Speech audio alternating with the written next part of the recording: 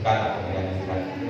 Dengan itu Bapak dan Ibu sekalian jamaah salat subuh yang dirahmati Allah SWT, marilah sama-sama kita dengarkan tausiah yang akan disampaikan oleh kita pada Al-Fatihah Ismail.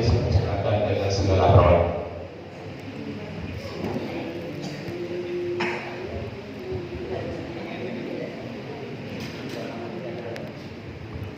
Bismillahirrahmanirrahim. Assalamualaikum warahmatullahi wabarakatuh. Alhamdulillah Rabbana ni'amillah wassalatu wassalamu ala rasulillah. Amma ba'd.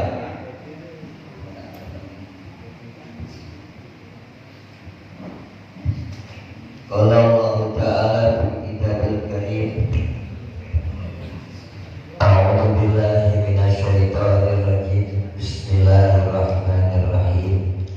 Wa ma khalaqtul jinna wal insa illa liya'budun. Shadaqallahul adzim. Allahumma shalli ala Muhammad wa ala ali sayyidina Muhammad. Hadratul mukarramun, para tuan-tuan guru, para hujat, para hujat, para masyayikh, wabil khusus ahinal kiram yang setia menemani dalam rangka tasyakur binikmah kita bisa bangun di pagi hari untuk sama-sama menjemput rincinya Allah Subhanahu wa Ta'ala, baik rinci di dunia wabil khusus rinci bil akhirah, yaitu ahinal kiram al-Ustaz Idin Haryadi, para Ustaz Nur, para sepuh, wabil khusus orang tua kami Bapak Haji Indeng, Bapak RT dan Bapak RW, kalian jamaah Masjid Nada Al-Hikmah yang dirahmati Allah. Puji dan syukur kita panjatkan kehadirat Allah Subhanahu wa Ta'ala berkat limpahan taufik serta hidayahnya dan kegigihan para pengurus Masjid Nada Al-Hikmah.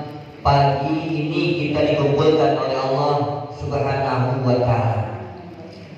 Berbeda dengan masjid-masjid yang setiap subuh jamaah subuh yang diawali dengan subuh kemudian dilanjutkan dengan ta'lim di masjid-masjid lain. Ada beberapa masjid yang saya kunjungi setiap bulannya, kalau subuh biasa banyak penuh tadi itu, tapi kalau bulanan dikit, lama katanya mulai pagi. Jadi kalau bulanan yang datang ke subuhnya dikit, assalamualaikum, assalamualaikum, langsung jalan. Tapi kalau harian biasa, alhamdulillah banyak. Nah, banyakan biasa. Kenapa seperti itu? Nanti kita bahas.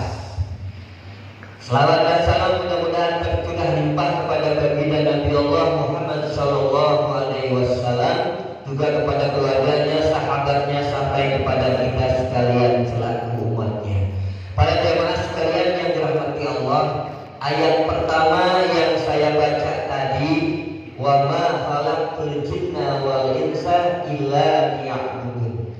Tidaklah aku ciptakan, kata Allah, jin dan bangsa manusia kecuali untuk ibadah kepada Allah Subhanahu wa Ta'ala. Permasalahannya, yang dinamakan ibadah itu yang kayak gimana? Apakah ibadah dalam kategori sholat saja, puasa saja, zakat saja, haji saja, atau yang lainnya yang terangkum dalam rukun iman dan rukun Islam sajakah? Nah, oleh karena itu wajib kita selaku umat Islam, sebagaimana yang disabdakan Nabi Muhammad Shallallahu Alaihi Wasallam, tolakul ilmi, menuntut ilmu. Menuntut ilmu itu kepada siapa? wabil khusus kepada guru yang sanadnya nyambung kepada baginda Nabi besar Muhammad Shallallahu Alaihi Wasallam. Artinya kita punya guru yang guru kita itu punya guru lagi sampai sanadnya kepada kanjeng Nabi besar Muhammad Shallallahu Alaihi Wasallam. Kalau tidak seperti itu, maka yang disebut dengan menuntut ilmu tadi tidak akan nyampe kepada kita sekalian. Sehingga kategori ibadah itu yang kayak gimana, kita tidak akan mendapatkan kesimpulan. Ibadah menurut para fuqaha itu terbagi dua. Ada yang namanya ibadah mahdhah, yaitu ibadah perlakuan, penyembahan, pengabdian diri kita langsung kepada Allah Subhanahu wa Ta'ala, seperti sholat, puasa, zakat, dan lain sebagainya. Kemudian ada juga ibadah yang disebut dengan ibadah ghair mahdhah. Intinya ibadah yang tidak berkaitan langsung kepada Allah Subhanahu wa Ta'ala, yaitu ibadah yang melalui pergaulan kita antara manusia dengan manusia yang lainnya. Itu yang disebut dengan hablum minanas, dan ada yang disebut dengan hablum minallah. Apakah kedua-duanya tadi bisa kategori diterima oleh Allah Subhanahu wa Ta'ala? Ya, Pak, ini inti ibadah.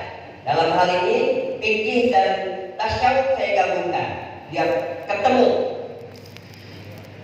Ibadah mahdhah belum tentu diterima oleh Allah Subhanahu wa Ta'ala atau belum dibilang sah apabila tidak memenuhi syarat dan rukunnya.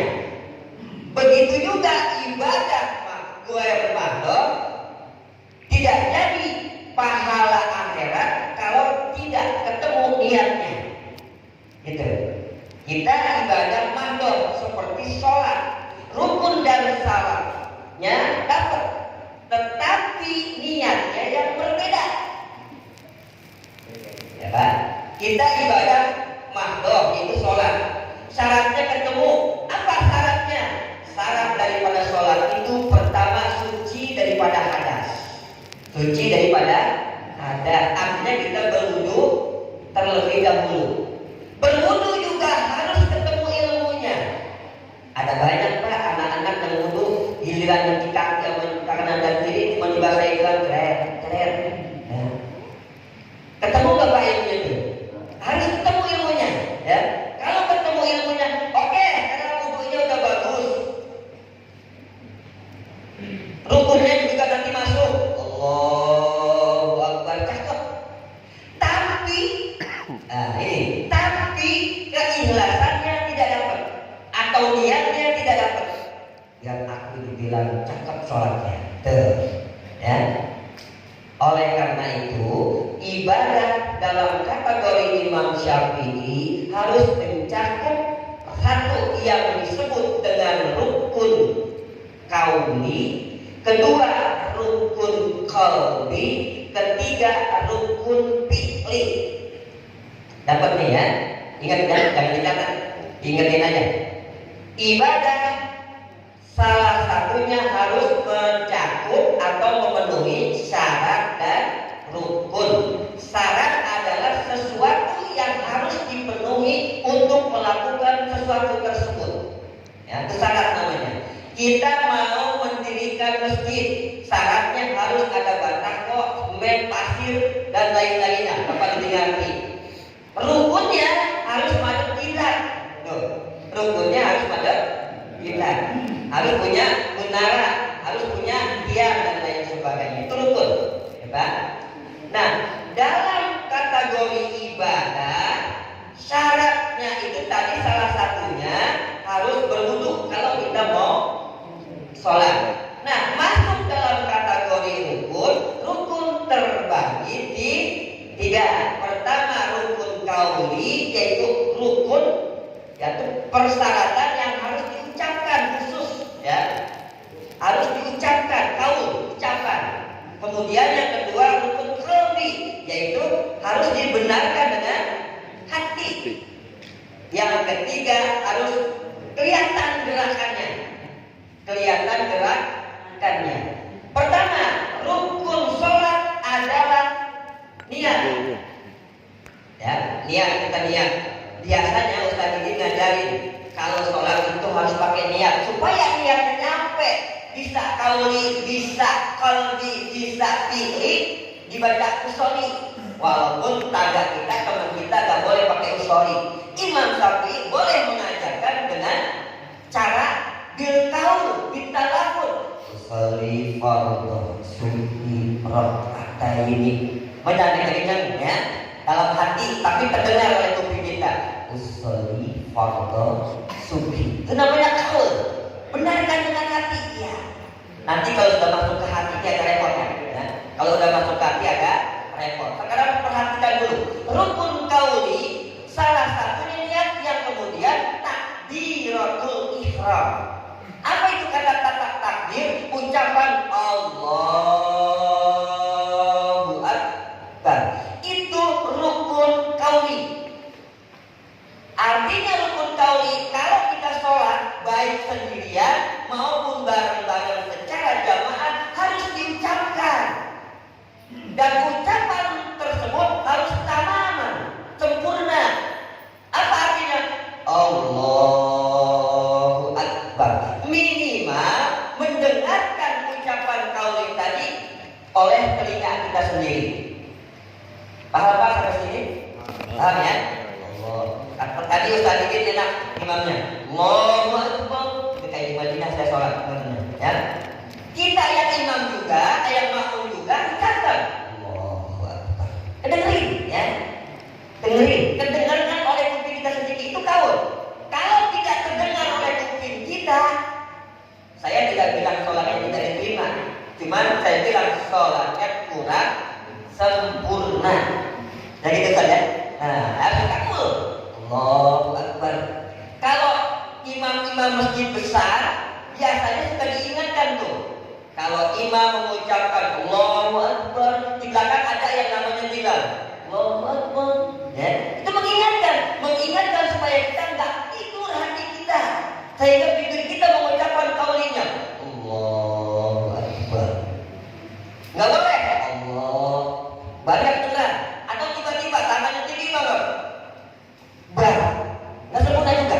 Sempurna artinya Allahu Akbar. Atau dipisah Allah Akbar. Berhenti, nggak boleh. Sempurna Allahu Akbar. Ucapkan. Kaul, ibu ya. Ibu juga sama. Tapi kalau ibu di dalam masjid jamaah, ya, jangan sampai terdengar oleh orang lain. Karena sautul nisa auratun. Suara perempuan itu aurat, ya, jangan sampai terdengar. Kan terdengar oleh Ustaz Didin, siapa yang sholat, suaranya enak banget, diganggu dan pulang, ya. Nah gitu. Yang kedua rukun qalbi. Nah ini yang agak mulai sulit nih. Ini mulai sulit dapat dinyanyi. Tadi pikirnya masuk kategori tasyahudnya atau yang disebut dengan dalam kitab-kitab. Rukun qalbi ada dua. Pertama ikhlas, yang kedua khusyuk. Apa bu? Yang pertama ikhlas, yang kedua khusyuk. Hari ini kita sholat subuh berjamaah bersama-sama. Saya tanya, ikhlas gak?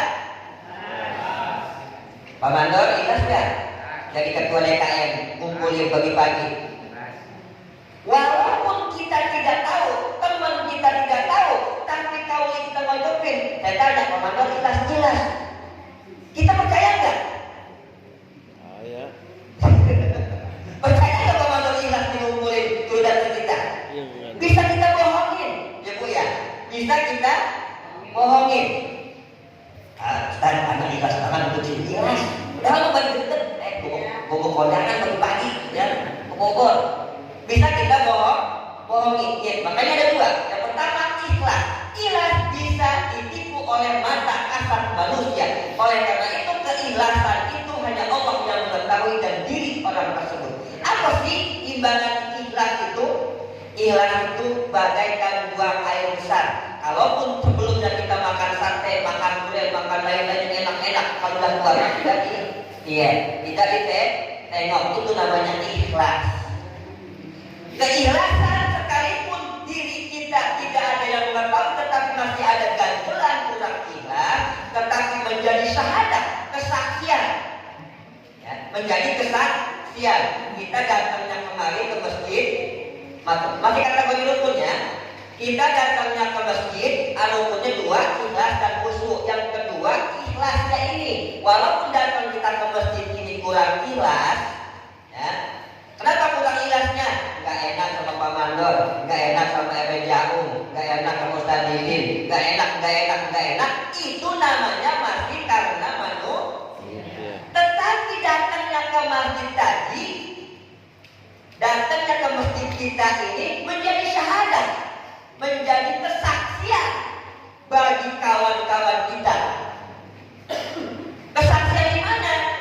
Kesaksian ketika kita nanti terbujur kaku ke sebelah utara atau sebelah barat, kemudian ditakbirkan dengan 4 takbiran, yaitu yang disebut dengan sholat mayat. Selesai imam mengatakan kepada ahli mayat, al-hada al-hadihil mayitul khair, apakah ini mayat baik? Enggak pernah melihat subuh jamaah. Apa kita bilang baik atau enggak? Bilang baik kagak pernah sholat subuh berjamaah, bilang kagak baik kagak enak, betul kan ya? Ya Pak?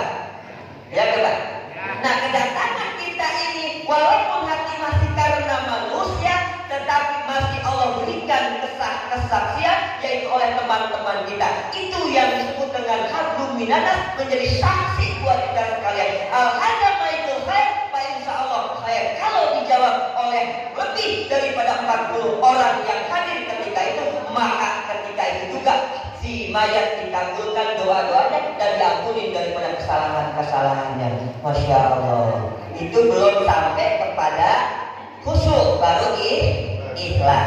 Nih, mudah-mudahan adanya untuk kita di masjid ini kesaksian buat kita semua, kita termasuk orang-orang yang soleh. Amin ya rabbal alamin. Paham ya? Paham ya?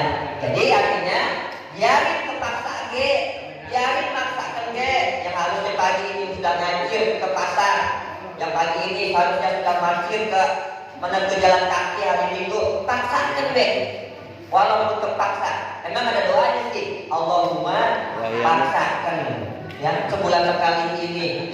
Oleh karena itu kesaksian kita di hadapan Allah Subhanahu wa Ta'ala tercatat pada hari ini dengan sabda kanjeng Nabi besar Muhammad sallallahu alaihi wasallam, "Man taqala liyata'allama ilman ghufira lahu qabla ayatuha." Siapa orang yang melangkahkan kakinya dari rumah ke majlis taklim, Allah ampuni dosanya sebelum dia berangkat atau sampai ke rumahnya lagi. Apalagi diawali dengan berjamaah yang sebelumnya diawali dengan masuk masjid, sebuah kategori ibadah kepada Allah Subhanahu wa Ta'ala.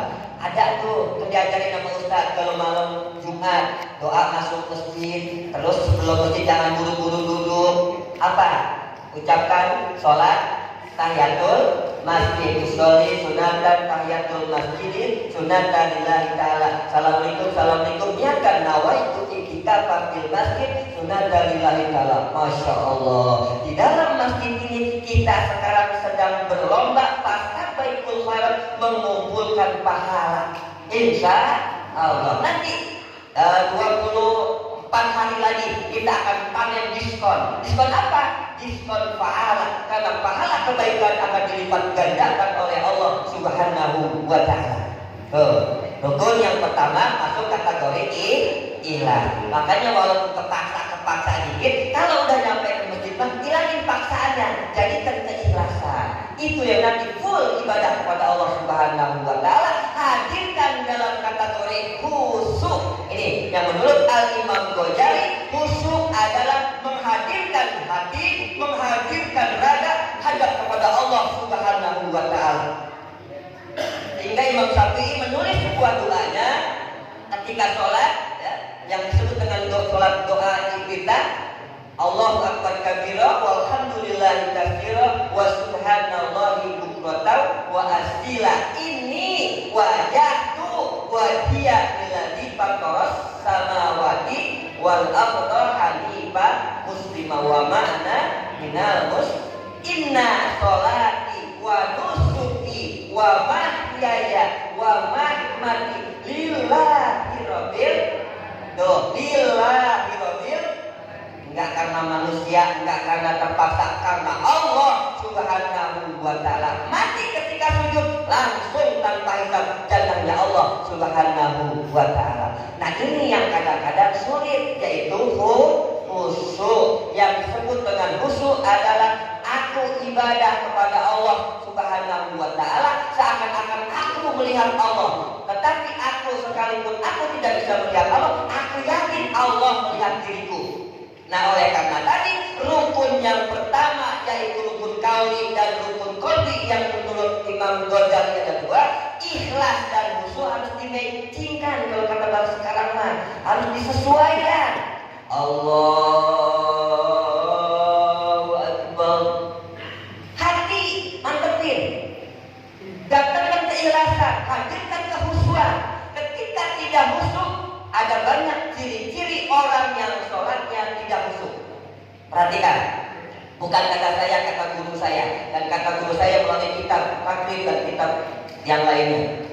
Pertama, ciri-ciri daripada orang yang sholatnya tidak khusyuk adalah menguap, banyak menguap, angop,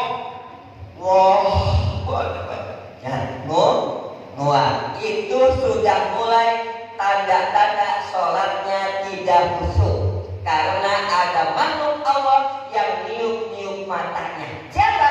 Yaitu minal jinnati wan nas. Minal jin yang mungkin adalah dia masuk ke raga kita melalui raga kita yang jarang ini, dia bisik-bisikan kita, cepetan sholatnya, cepetan sholat. Minal jinnati wan nas, dan manusia.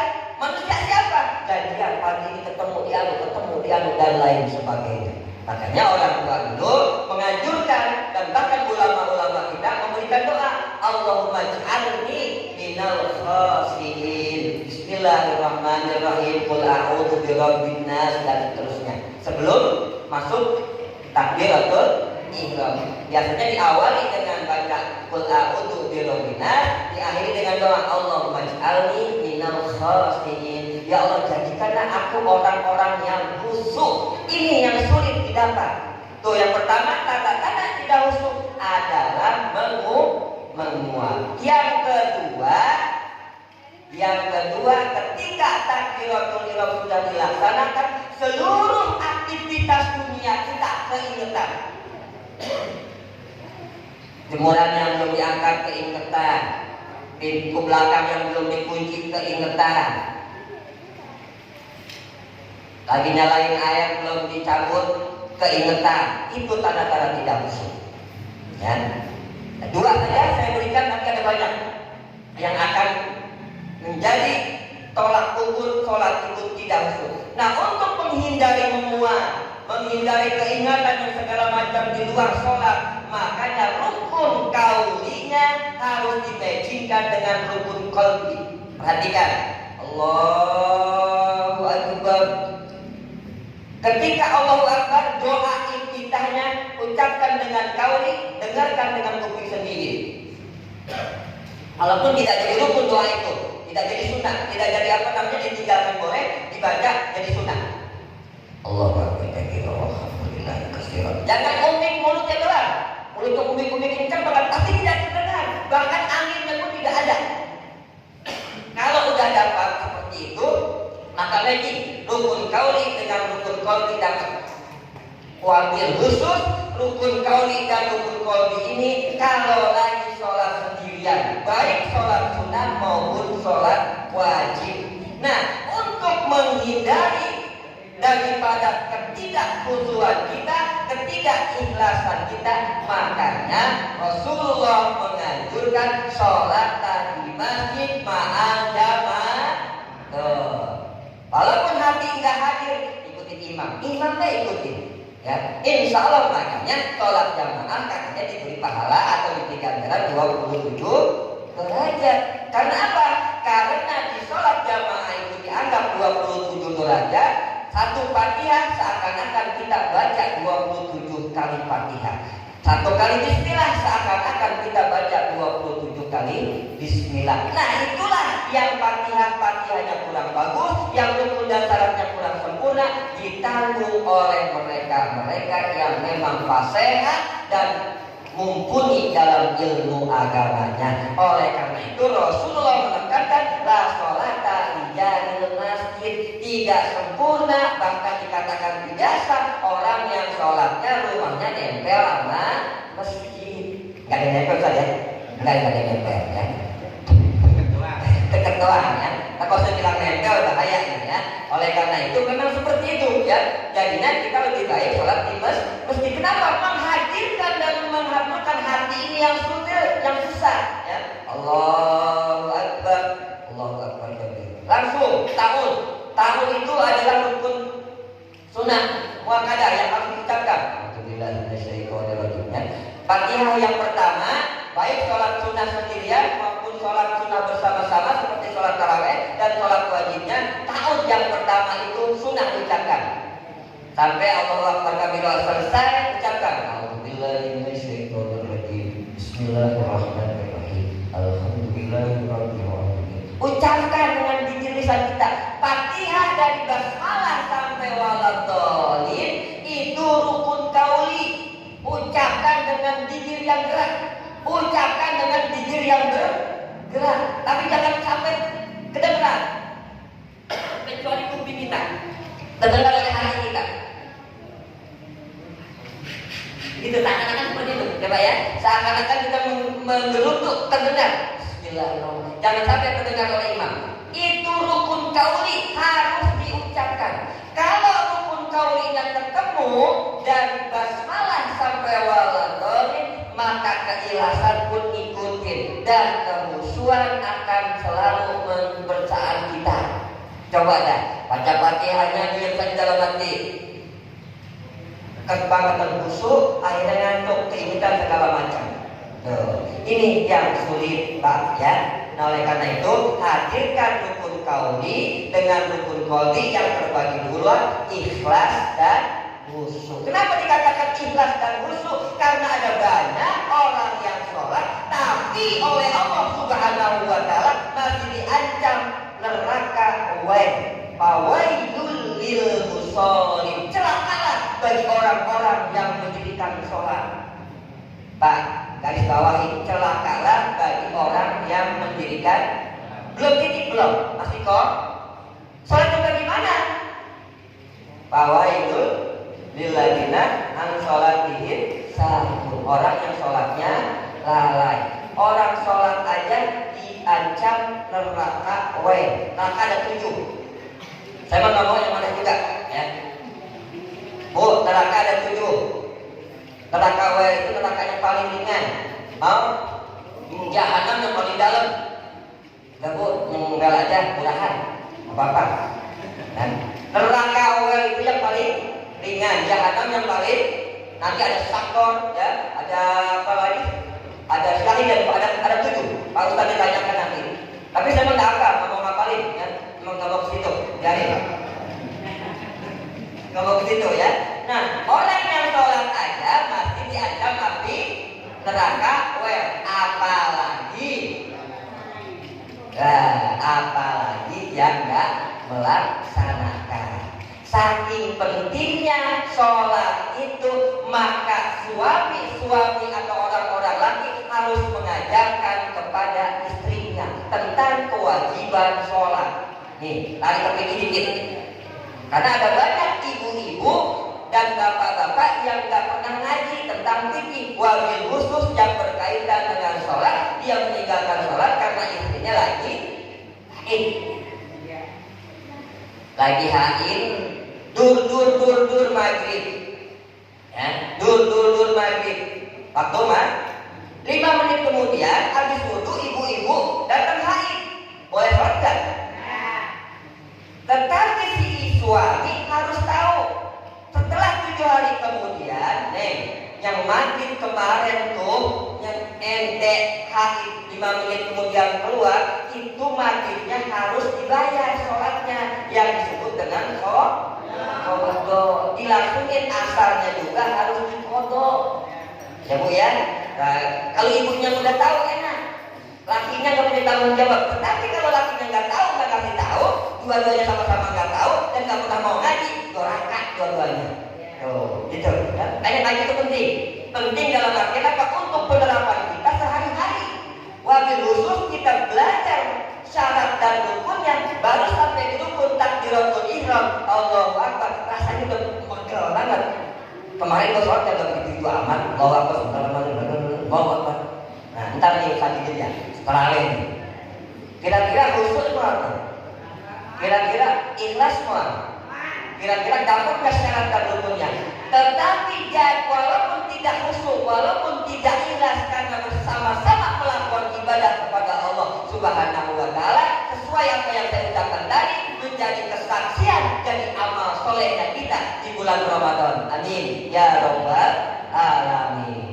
Ini yang pada hari ini saya katakan, awali dengan syarat dan rukun, dan kita paham masuk kepada syarat dan rukun kepada ibadah kepada Allah Subhanahu wa Ta'ala. Wabil khusus 24 hari ke depan kita menghadapi bulan Ramadan, niat tadi jangan sampai hilang di pada hati kita. Malam tarawih pertama, selesai tarawih biasanya imam mengucapkan nawaitu sauma sahri Ramadana ya, terus tambahin lagi nawaitu sauma ghadin pagi sahri.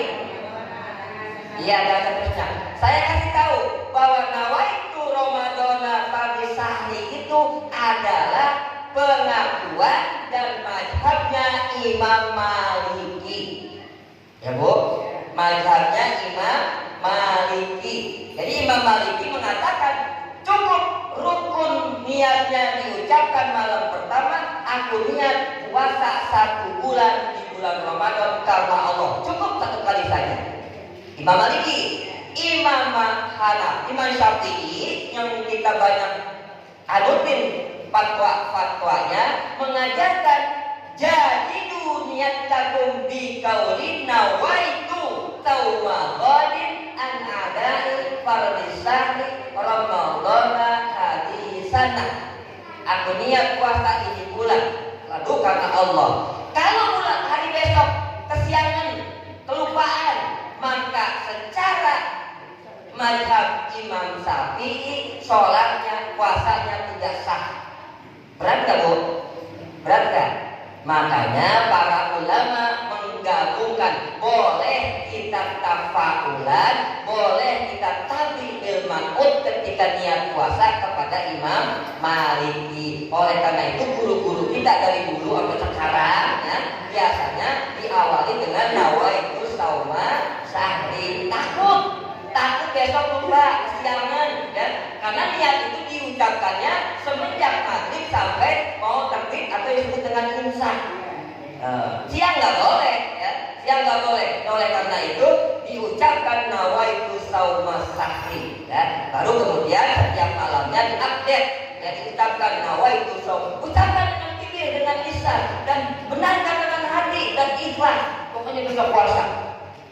Kalau diucapkan dengan hati ikhlas, khusyuk, dan kaulinya cukup, maka puasanya biasanya sampai atau yang disebut puasanya sempurna dan lemes kayak gimana pun kuat, karena ada keikhlasan.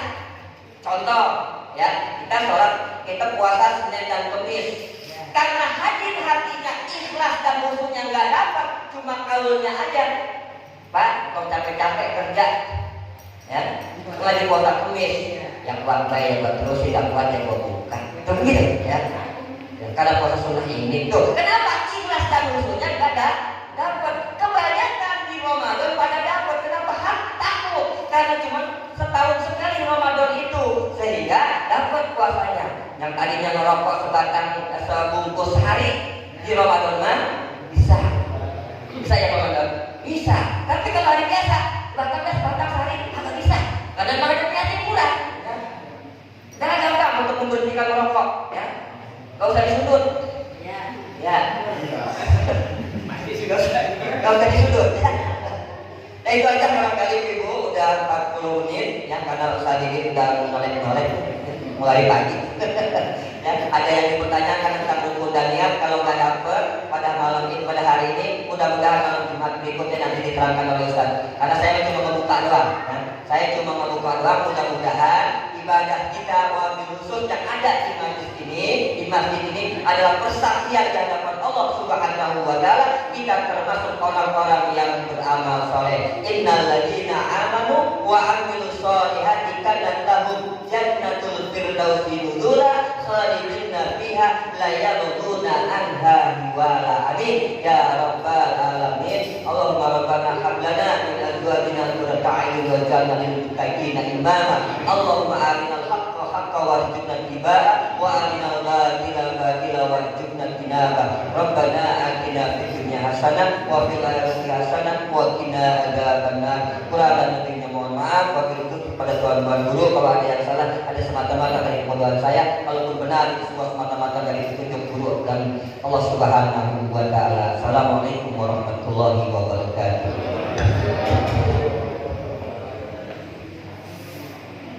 Terima kasih. Demikian tausiah kuliah subuh pada kesempatan hari ini yang telah disampaikan kepada guru kita Ustaz Anas Khalid, yang intinya beliau menyampaikan tentang masalah sholat, kekhusyuan sholat kita dan lain sebagainya, disambung dengan juga daripada hikmah puasa atau tentang bulan suci Ramadan yang tadi diniatkan satu bulan penuh itu Imam Maliki, dan dengan berdasarkan juga niat satu harinya itu berdasarkan Imam Syafi'i. Ya, nawaitu Ramadana, ya, nawaitu sama sahri Ramadana kullihi. Itu satu bulan penuh, yang itu tadi sudah disampaikan, menjaga dikala kita lupa niat setelah sahur karena kita sudah niat satu bulan penuh, jadi sudah disempurnakan dengan niat satu bulan penuh. Itulah intinya niat satu bulan penuh. Nawaitu shoma sahri Ramadana kullihi. Seperti itu Bapak dan sekalian. Demikian yang telah kita sampaikan, kita dengarkan, mudah-mudahan dapat menambah ilmu pengetahuan bagi kita semua. Terima kasih kepada seluruh jamaah, baik bapak dan ibu. Mudah-mudahan sampailah kita memasuki bulan suci Ramadan di tahun ini. Dari saya kurang dan lebih mohon maaf. Billahi taufiq wal hidayah. Wassalamualaikum warahmatullahi wabarakatuh.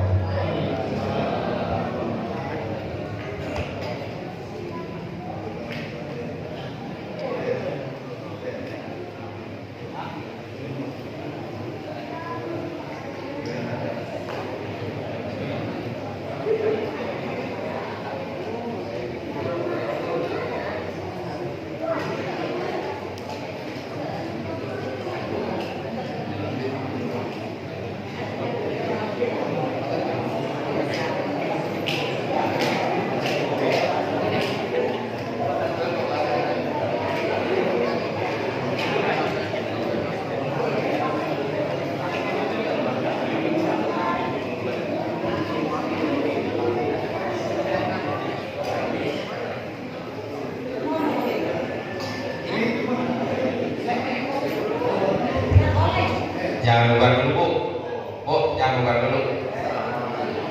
Kita minta istirahat.